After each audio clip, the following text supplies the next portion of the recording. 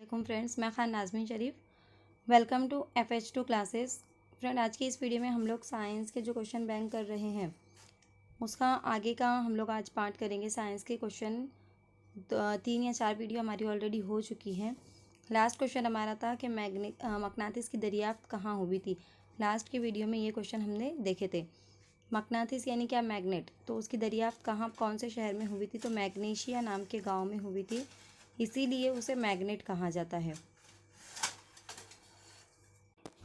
Next question देखिए क्या है, मकनातिस हमेशा कौन सी सिमत में ठहरता है, तो मकनातिस हमेशा शुमालन जुनूब में ठहरता है। ओके।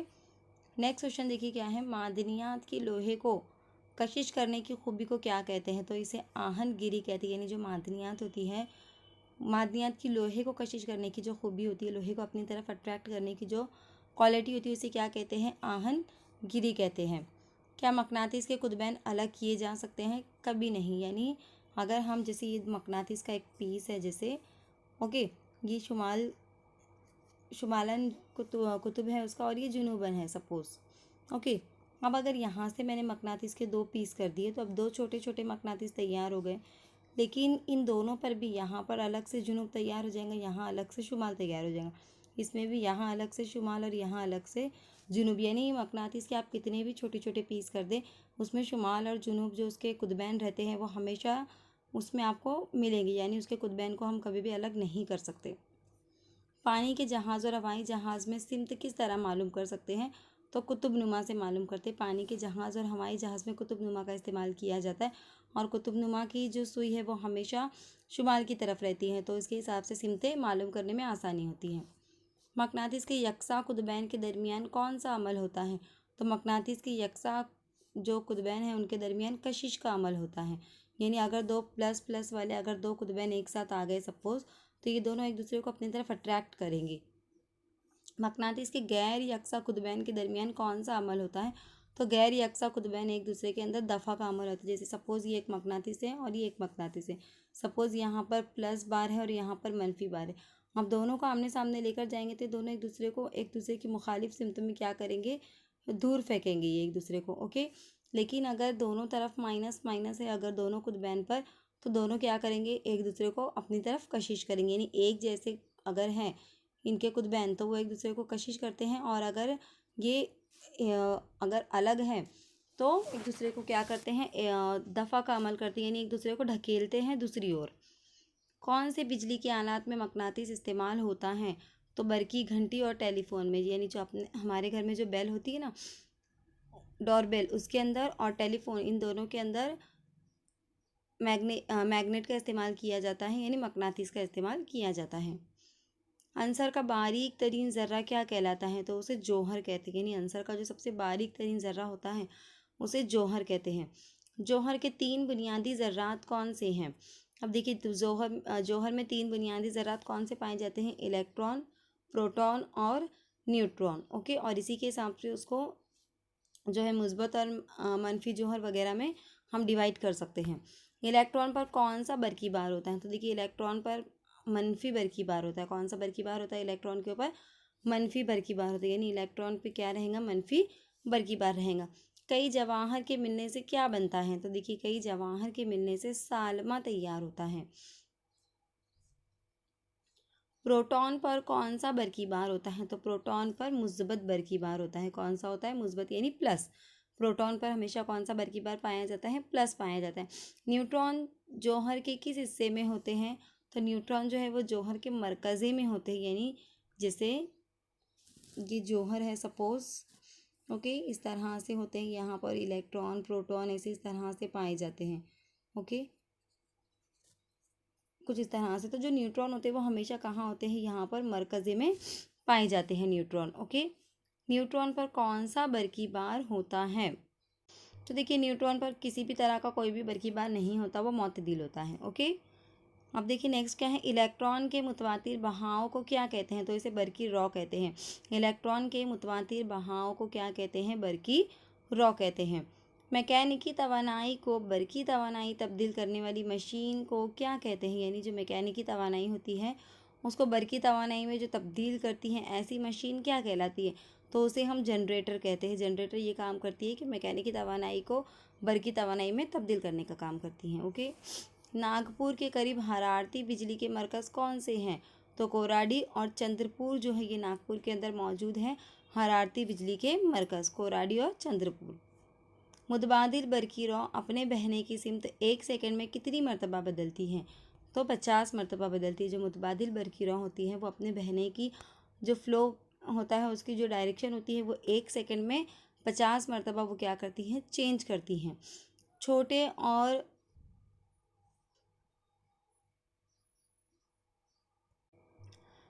नेक्स्ट देखिए क्या है, छोटे और नंगी आँख से दिखाई ना देने वाले जानदार क्या कहलाते हैं? यानी ऐसे जानदार जिसे हम सादा आँख से नहीं देख सकते, ऐसे जानदार क्या कहलाते हैं? जो कि बहुत ही बारीक, बहुत ही मुहीन होते हैं ये जानदार, इन्हें हम खुर्दबीनी जानदार कहते हैं और इन्हें देखने के लिए हमें खुर्दबीन का ही इस्तेमाल करना पड़ता है। खुर्दबीनी जानदारों की पैमाइश की इकाइयाँ क्या हैं? यानी इनकी जो साइज़ है वो हम किस में नापते हैं? तो माइक्रो और नैनोमीटर, यानी इतनी छोटी साइज़ के ये होते हैं कि इनको जो पैमाइश है वो किस में की जाती है? या तो माइक्रोमीटर में या नैनोमीटर में की जाती है। 1 मिलीमीटर में कितने माइक्रोमीटर होते हैं? तो 1 मिलीमीटर के अंदर 1000 माइक्रोमीटर होते हैं। ये मैं आपको पहले भी बता चुकी हूँ कि 1000 जो है ये हमारा मेन यूनिट है।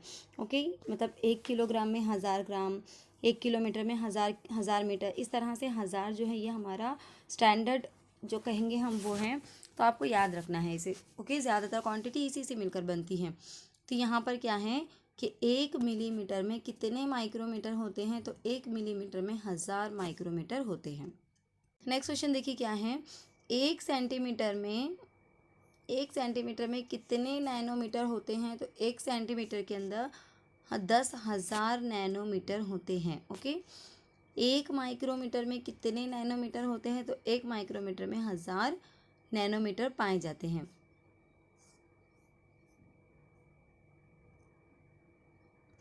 नेक्स्ट क्वेश्चन देखिए, किस पैमाइश तक की चीज़ आँख से दिखाई देती है? तो 100 माइक्रोमीटर तक की जो चीज़ है वो आँख से दिखाई देती है, उससे छोटी चीज़ जो है वो आँख से दिखाई नहीं देती। ओके, तो इसका क्या आ जाएगा, 100 माइक्रोमीटर। किस पैमाइश तक की चीज़ आँख से दिखाई देती है? तो 100 माइक्रोमीटर तक की चीज़ जो है वो आँख से दिखाई देती है। खुर्दबीनी जानदारों के मुशाहिदे के लिए किस आले का इस्तेमाल होता है? तो खुर्दबीनी जानदारों के मुशाहिदे के लिए मुरक्कब खुर्दबीन नाम का आला इस्तेमाल किया जाता है। इलेक्ट्रॉनिक खुर्दबीन में शय कितने गुना बड़ी दिखाई देती हैं?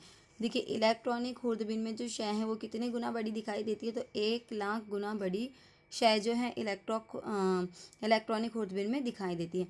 टाइफाइड के जरासीम की लंबाई कितनी होती है? तो 1 से कितनी होती है? देखिए, 1 से 3 माइक्रोमीटर जो है उसकी लंबाई होती है टाइफाइड के जरासीम की। ओके,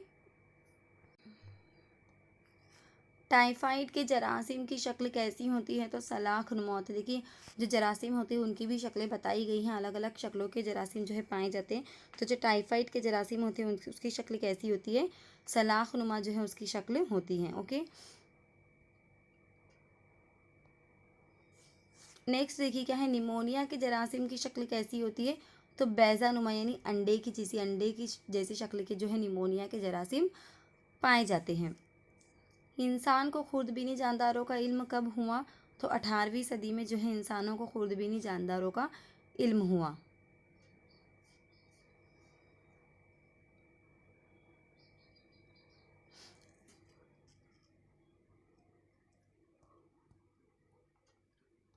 क्या है देखिए, ईंट अमीबा हेस्ट्रोलेटिका प्रोटोजोआ से कौन सा मर्ज होता है? तो इससे पेचिश की बीमारी होती है। कौन से प्रोटोजोआ से मलेरिया का मर्ज लाहक होता है? तो प्लाज्मोडियम नाम का जो प्रोटोजोआ होता है उससे मलेरिया का मर्ज जो है ये लाहक होता है। ओके, मेटिंगोकॉकस गोल बैक्टीरिया के सबब कौन सा मर्ज होता है? तो इसके ज़रिए मेनिन जो जॉइंट्स है उसका मर्ज यहाँ पर लाहक होता है। मेटिंगोकॉकस गोल बैक्टीरिया जो नाम का जो बैक्टीरिया है उसके सबब कौन सा मर्ज होता है? तो मेनिन जॉइंट्स नाम का मर्ज इसे होता है। मेनिन जॉइंट्स की अलामत क्या है?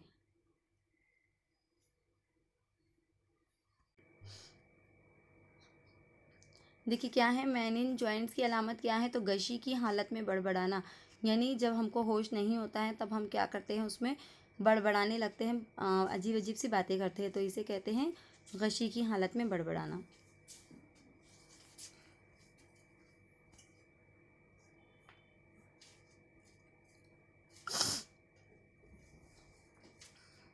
कुत्ते को वायरस से कौन सा मर्ज होता है, तो रेबीज। जो कुत्ते के वायरस होते हैं उससे कौन सा मर्ज होता है, रेबीज नाम का मर्ज उससे होता है। फफूंद से गेहूं को कौन सी बीमारी होती है, तो देखिए फफूंद से गेहूं को भुकड़ी नाम की बीमारी होती है, और फफूंद से बाजरे को कौन सी बीमारी होती है, तो रोग अर्गट नाम की जो बीमारी है ये बाजरे को होती है फफूंद लगने की वजह से। टमाटर का वोल्ट मर्ज कौन से बैक्टीरिया से होता है, तो सेडोमोटास मोनास नामी जो बैक्टीरिया है उससे टमाटर का विल्ट मर्ज होता है। नेक्स्ट क्वेश्चन देखिए क्या है, एनाफेलस मलेरिया का फैलाव कैसे होता है, यानी मलेरिया जो मर्ज है वो कैसे फैलता है, तो एनाफेलस मादा मच्छर की वजह से जो है मलेरिया की जो बीमारी है वो फैलती है। कौन सा, ये आपको याद रखना है, एनाफेलस मादा मच्छर से, ओके, मादा मच्छर से ये फैलती है। मुर्गियों को होने वाली बीमारी को क्या कहते हैं, तो मुर्गियों को जो बीमारी होती है उसे रानी खेत कहा जाता है। नेक्स्ट क्वेश्चन देखिए क्या है, दूध में मौजूद कुदरती शक्कर को क्या कहते हैं, तो देखिए दूध में मौजूद कुदरती शक्कर को क्या कहते हैं, लैक्टोज कहा जाता है। दही बनते वक्त लैक्टोज शक्कर किस में तब्दील हो जाती है, तो देखिए दही का जो टेस्ट है इसीलिए चेंज हो जाता है क्योंकि जो लैक्टोज शक्कर है कीमियाई अमल होने की वजह से वो लैक्टिक एसिड में चेंज हो जाती हैं, जिसकी वजह से जो है उसका जो टेस्ट है वो तुर्श हो जाता है। डबल रोटी बनाते वक्त मैदे में कौन सा खमीर मिलाते हैं, तो बेकर्स ईस्ट नाम का जो खमीर है वो मैदे में मिलाया जाता है, जिसकी वजह से पाव या नान वगैरह जो है वो बनाए जाते हैं। मैदे में कौन सा प्रोटीन होता है, तो ग्लूकोटीन नाम का प्रोटीन जो है मैदे में पाया जाता है। इडली और डोसा किस अमल से तैयार होते हैं, तो इडली और डोसा जो ये अमल तखमीर से तैयार होती है, यानी तखमीर का अमल होता है, जैसे जो क्वांटिटी होती है उसकी जितनी हम उसको रखते हैं तो उससे कहीं ज़्यादा उसकी क्वांटिटी हो जाती है। नेक्स्ट क्वेश्चन देखिए, पेनिसिलिन की दरियाफ्त किसने की, तो अलेक्जेंडर फ्लेमिंग ने सन 1927 में जो है पेनिसिलिन की दरियाफ्त की। टाइफाइड के जरासीम फना करने के लिए कौन सी एंटीबायोटिक इस्तेमाल होती हैं, तो क्लोरोमाइसिटिन नाम का जो एंटीबायोटिक है वो टाइफाइड के जरासीम को फना करने के लिए इस्तेमाल किया जाता है। तिब्दिक यानी टीबी के लिए कौन सी एंटीबायोटिक इस्तेमाल होती है, तो स्ट्रेप्टोमाइसिन नाम की जो एंटीबायोटिक है वो टीबी की बीमारी में या तिब्दिक की बीमारी में इस्तेमाल की जाती है। पेनिसिलिन किस खुर्दबीनी जानदार से तैयार की जाती है, तो पेनिसिलिन क्राइसोबेनियम नाम का जो खुर्दबीनी जानदार है उसकी मदद से तैयार की जाती है।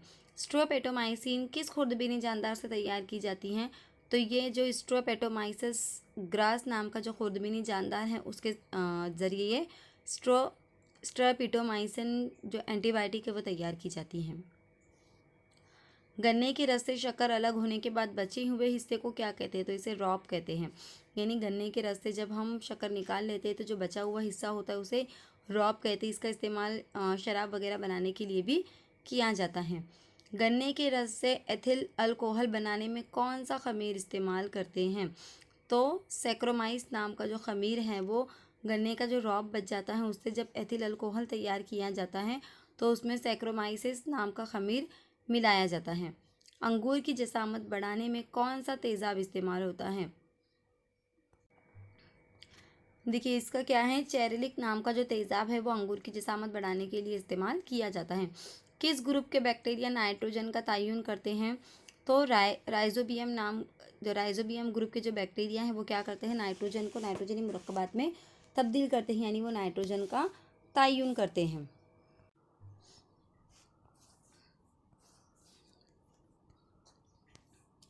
नेक्स्ट देखिए क्या है, नबातात और हैवानात के बाकियात के तजज़िये से तैयार होने वाली शय को क्या कहते हैं, तो इसे ह्यूमस कहते हैं। यानी जो नबातात और हैवानात है जब वो सड़ गल जाते हैं, खुर्दबीनी जानदार उनका तजज़िया करते हैं, डिकम्पोज करते हैं, तो उसके ज़रिए क्या तैयार होता है, ह्यूमस की, जिसकी वजह से ज़मीन की जो ज़रखेज़ी है वो बढ़ जाती है ह्यूमस होने की वजह से। यानी जिस ज़मीन में जितना ज़्यादा ह्यूमस का तनासुब होगा वो ज़मीन उतनी ज़्यादा ज़रखेज़ होंगी। दही का जायका किसकी वजह से कड़वा हो जाता है? तो दही का जायका जो है वो ब्यूट्रिक तेज़ाब की वजह से कड़वा हो जाता है। फ्रिज का दर्जे हरारत कितना होता है? तो 5 डिग्री सेल्सियस जो है फ्रिज का दर्जे हरारत होता है। किस दर्जे हरारत पर खुर्दबीनी जानदार फना हो जाते हैं? तो 65 टू 70 जब टेम्परेचर हो जाता है तो ज़्यादा टेम्परेचर में यानी ज़्यादा गर्मी की वजह से जो है खुर्दबीनी जानदार क्या हो जाते हैं? फना हो जाते हैं, ख़त्म हो जाते हैं। हरी चाय, तुलसी और नीम कौन से नबातात कहलाते हैं? इन्हें हम अद्वियाती नबातात या मेडिसिनल प्लांट भी कहते हैं। कौन से हैवानात से ऊन हासिल होता है? तो भेड़ जो है, भेड़ों से हमें ऊन हासिल होता है। माशी फ़ायदे के लिए उगाई जाने वाली फसल क्या कहलाती है? तो इसे नकदी फसल कहती है, यानी जो हम तिजारत के लिए जो फसल उगाते हैं उसे हम जो लेन देन के लिए उगाते हैं उसे क्या कहेंगे? हम नकदी फसल कहेंगे, क्योंकि इनके जो लेन देन है उसके बदले में हमको क्या हासिल होता है? नगद मिलती है। तो इसके लिए जो माशी फ़ायदे के लिए जो फसल उगाई जाती है जैसे कॉटन है, मक्का है और भी बहुत सारी फसलें हैं, तो ऐसी फसलों को क्या कहते हैं? नकदी फसल कहते हैं, यानी जो कारोबार के लिए उगाई जाती हैं। पटसन किस रियासत की अहम पैदावार है? ओके, तो पटसन जो है ये मगरबी बंगाल की अहम पैदावार है, जिसे हम आम ज़बान में बारदान भी कहते हैं, जिसके अंदर देखिए जो अनाज वगैरह को सेव करके रखा जाता है जो बोरे में, तो वो किससे बना होता है? पटसन से बना होता है। तो एक किस्म की फसल से ही वो तैयार होता है। तो पटसन किस रियासत की सबसे अहम पैदावार है? तो ये मगरबी बंगाल में बहुत बड़े पैमाने पर उगाई जाती है। ऐन के पत्ते खाने वाले कीड़ों से कौन सा रेशम हासिल होता है? तो इसे टर नामी रेशम जो है हासिल होता है। रेशम के कीड़े का दौरे हयात किसके दौरे हयात से मुमासिलत रखता है? तो मच्छर की, यानी मच्छर का और जो रेशम का कीड़ा है दोनों का दौरे हयात यानी उनका जो लाइफ स्पैन है वो कितने दिन जिंदा रहेंगे ये सेम होता है। किस कीड़े से मोती हासिल किए जाते हैं? तो देखिए ऑयस्टर नाम का जो कीड़ा होता है उससे मोती हासिल किए जाते हैं। मसनूई तौर पर तैयार किए गए मोती को क्या कहते हैं? तो इसे कल्चर्ड मोती कहते हैं, यानी जो मोती इंसान बनाते हैं मसनूई तौर पर उसे क्या कहते हैं? कल्चर्ड मोती उसे कहा जाता है। नेक्स्ट क्या है? देखिए लाख के कीड़े कहाँ नशोनुमा पाते हैं? तो लाख के जो कीड़े हैं वो पीपल के दरख्त पर नशोनुमा पाते हैं। कुदरत में दस्तयाब मुफीद अशिया को क्या कहते हैं? तो कुदरत में दस्तयाब मुफीद अशिया को क्या कहते हैं? कुदरती दौलत कहते हैं। ज़मीन पर कितने फ़ीसदी पानी है? तो ज़मीन पर 70% जो है ये पानी पाया जाता है। कंगारू कहाँ पाया जाता है? तो देखिए ऑस्ट्रेलिया तस्मानिया में कंगारू पाए जाते हैं। फ़िज़ाई ओज़ोन को नुकसान पहुँचाने वाली गैस कौन सी हैं? तो क्लोरोफ्लोरोकार्बन जो हमारे फ्रिज, एसी, कूलर वगैरह से जो खारिज होती हैं उस कार्बन की वजह से या उस गैस की वजह से ओज़ोन गिलाफ जो है उसे नुकसान पहुँचता है। जंगलात की बेतहाशा कटाई से क्या नुकसान हो रहा है? तो देखिए कार्बन डाइऑक्साइड की मिकदार जो है वो बढ़ रही है और जिसकी वजह से ग्लोबल वार्मिंग का मसला आ रहा है, क्योंकि कार्बन डाइऑक्साइड को जो है ये दरख्त अपने अंदर जज्ब कर लेते हैं और ऑक्सीजन को वो छोड़ते हैं, जिसकी वजह से जो है तवाज़ुन बरकरार रहता है। लेकिन जंगलात की बेतहाशा कटाई की वजह से कार्बन डाइऑक्साइड को जज्ब करने वाले जो नबातात हैं वो कम होते जा रहे हैं, जिसकी वजह से जो इन्वायरमेंट है, माहौल है, उसमें कार्बन डाइऑक्साइड का तनासुब बढ़ रहा है। ईंधनों के ज़ख़ीरों के ख़त्म होने को क्या कहते हैं? तो इसे तवानाई का बहरान कहते हैं, यानी जब ईंधन का ज़ख़ीरा ख़त्म होने लगता है तो इसे हम क्या कहेंगे? तवानाई का बहरान कहेंगे। साइबेरिया साइबेरियाई सारस सर्दियों में राजस्थान के किस मकाम पर आते हैं? तो भरतपुर में आते हैं, यानी ये जो साइबेरियाई सारस है ये सर्दियों में क्या करते हैं? ये माइग्रेट हो जाते हैं, यानी एक जगह से दूसरी जगह शिफ्ट हो जाते हैं। और कहाँ पर ये दिखाई देते हैं? राजस्थान में ये नज़र आते हैं। राजस्थान के भरतपुर नामी मकाम पर ये हमें दिखाई देते हैं। अमल इर्तिका का नज़रिया किसने पेश किया? तो चार्ल्स डार्विन जो है इन्होंने अमल इर्तिका का नज़रिया पेश किया। ज़िंदगी का वजूद समंदर में हुआ होगा ये नज़रिया किसने पेश किया? तो ऑपरेन ने सन 1938 में पेश किया कि जो ज़िंदगी का वजूद है वो समंदर में वजूद में आया होगा। जानदार मुख्तलिफ मुरक्कबात का आमेज़ा है ये नज़रिया किसने पेश किया? तो स्टैनली मिलर ने सन 1953 में पेश किया कि जानदार जो है ये मुख्तलिफ मुरक्कबात का आमेज़ा है।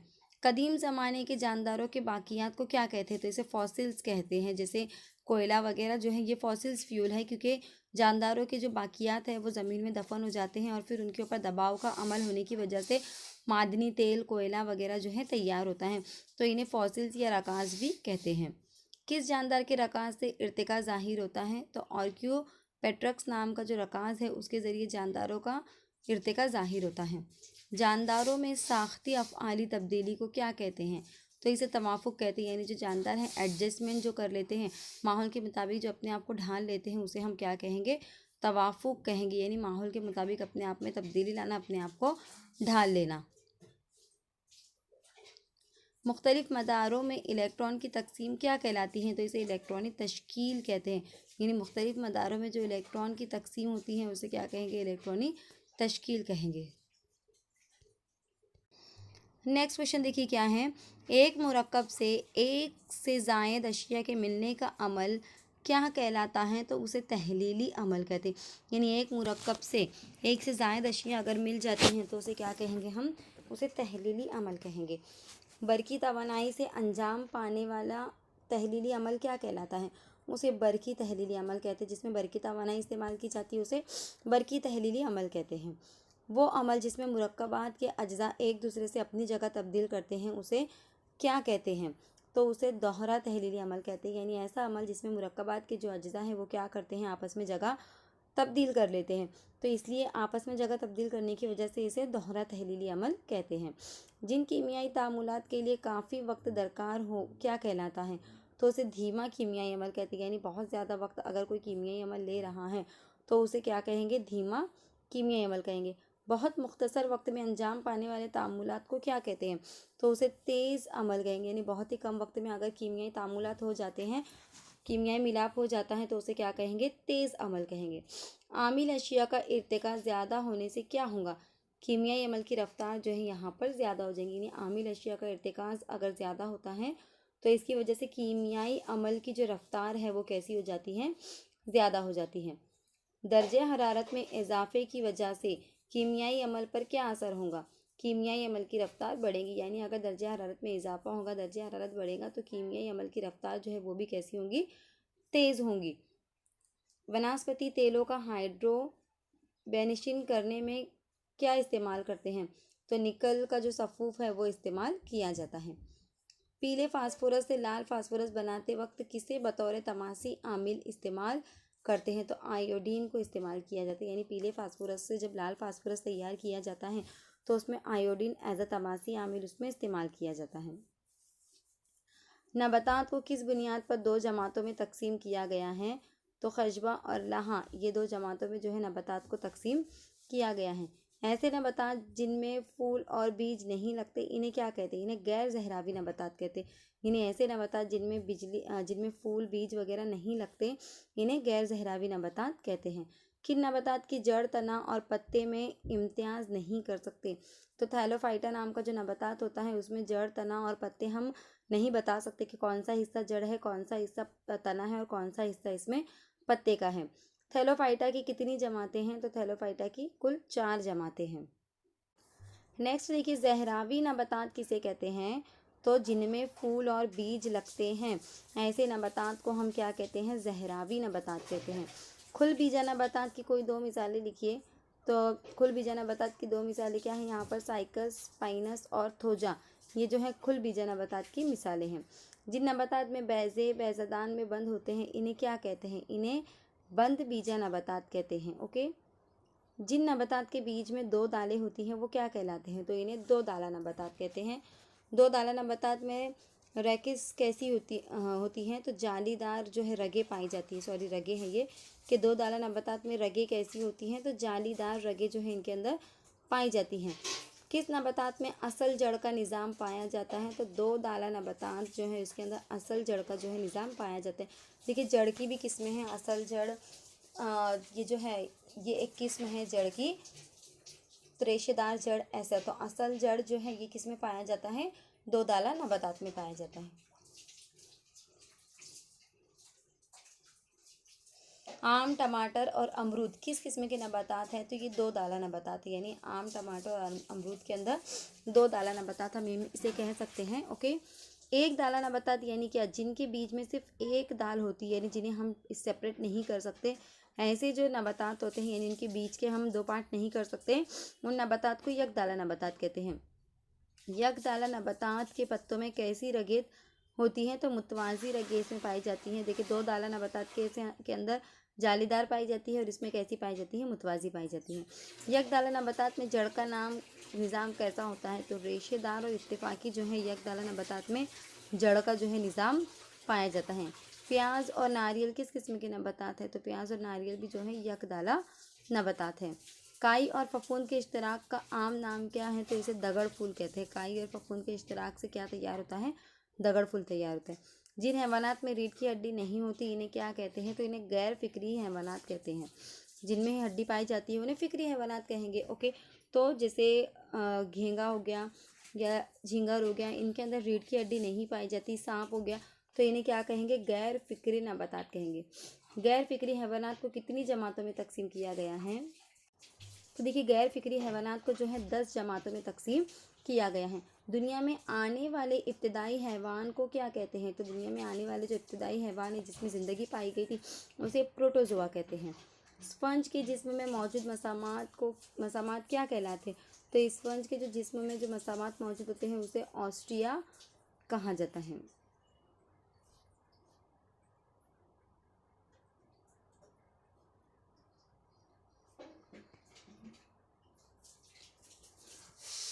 नेक्स्ट देखिए क्या है, हाइड्रा के डंक मारने वाले खलियात को क्या कहते हैं, तो इसे सिंडोब्लास्ट जो है कहा जाता है, हाइड्रा के डंक मारने वाले खलियात को। ओके, बच्चों के पेट में पाए जाने वाले क्रीम का साइंसी नाम क्या है, यानी जो बच्चों के पेट में क्रीम या केचुए हो जाते हैं तो उसका साइंसी नाम क्या है, तो अस्करीज लुम्ब्रिकोइड्स जो है इसका साइंसी नाम है। कौन सा हैवान किसान का दोस्त कहलाता है, तो जो केचुआ है वो किसान का दोस्त कहलाता है, क्योंकि वो मट्टी को क्या करता है, मट्टी वो अपने मुंह में लेकर वापस उसको उगलता है, यानी मट्टी को वो खोखला बनाता है, जिसकी वजह से जो बुआई का काम है, जो बीज बोने का काम है वो आसान हो जाता है। ओके, केचवा और जौंग किस जमा से ताल्लुक़ रखते हैं, तो आइला हल्केदार दूधे वाले जो हैवानात होते हैं उससे ये ताल्लुक़ रखते हैं। झींगर, केकड़ा, मकड़ी कौन सी जमात के हैवानात हैं, तो ये जोड़दार पैर वाले हैवानात की जमात में आते हैं। 8 पैर वाला समंदरी हैवान कौन सा है, तो ऑक्टोपस जो है वो 8 पैर वाला हैवानी, हम इसे समंदरी हैवान कह सकते हैं। घोंगा किस जमात से ताल्लुक़ रखता है, तो नर्म जिस्म वाले जो जमात है उससे घोंगा ताल्लुक़ रखता है। शौकादार जिल्द वाले हैवान की आम मिसाल क्या है, तो इसकी आम मिसाल जो है ये तारा मछली है।